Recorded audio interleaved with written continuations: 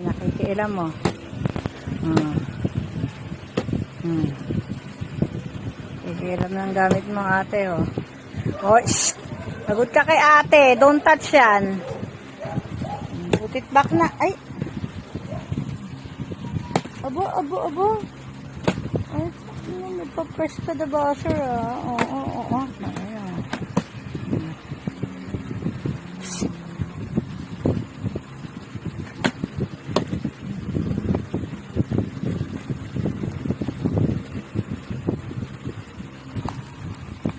Uy, huwag ka sa ate mo mamaya.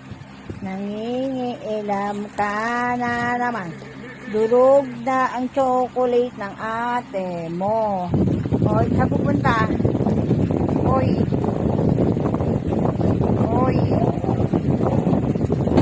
Hala.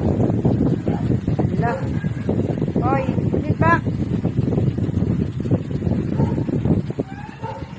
Hoy, ginabalatan pa yan. Parida sa ate mo. Ten.